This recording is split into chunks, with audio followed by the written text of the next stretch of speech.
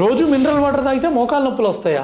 Yes, మీరు కనుక ఇది తెలుసుకోకపోతే మీకు మోకాలు నొప్పులు వచ్చే అవకాశం చాలా ఎక్కువ ఉంటుంది. నేను పుట్టి పెరిగింది ప్రకాశం జిల్లా మార్కాపూర్లో. టిల్ 8th క్లాస్ వరకు మేము బోరింగ్ వాటర్ తాగేవాళ్ళం. ఆ బోరింగ్ వాటర్ కూడా మీరు నమ్మరు, ఒక్కొక్కసారి 3-4 కిలోమీటర్ల దూరం పోయి బిందెలు పట్టుకొని తల మీద ఇట్లా భుజం మీద పెట్టుకొని వచ్చి తెచ్చుకునే వాళ్ళం అనమాట. అంత దారుణంగా ఉండేది నా చిన్నప్పుడు వాటర్ కోసం. మేము అంత కష్టాలు పడేవాళ్ళం. సో మన ఇళ్లలో ఈ వాటర్ ప్యూరిఫైర్లు ఉన్నాయి కదా, దీంట్లో TDS అనేది ఉంటది అనమాట. ఈ TDS అనేది మనం చెక్ చేసుకోవాలి. TDS 50 కంటే తక్కువ ఉంది అనుకోండి, దాంట్లో మినరల్స్ చాలా తక్కువ ఉన్నట్టు. నెంబర్ 1, ఈ RO వాటర్ రెగ్యులర్ గా తీసుకోవడం వల్ల ఏమవుతుందంటే essential minerals like calcium, magnesium, potassium తగ్గిపోయి మన బోన్స్ వీక్ అవుతాయి అనమాట. నెంబర్ 2, ఎప్పుడైతే TDS <50 ఉంటుందో అప్పుడు ఏమవుతుందంటే ఈ వాటర్ తీసుకుంటే మనకు ఫెటిగ్, అలసట ఇవి వచ్చే అవకాశం ఉంటుంది. నెంబర్ 3, మోర్ అసిడిక్ వాటర్ కనుక మనం తీసుకున్నాం అనుకోండి, అంటే pH <7 ఉందనుకోండి, అప్పుడు మనకి గ్యాస్ట్రైటిస్, తర్వాత తిన్నది సరిగ్గా అరగకపోవడము, ఇలాంటి ప్రాబ్లమ్స్ వచ్చే అవకాశం ఉంటుంది. నెంబర్ 4, సో ఇలాంటి వాటర్ తీసుకోవడం వల్ల ఏమవుతుందంటే స్కిన్ డ్రై అయిపోవడము, తలనొప్పి రావడము,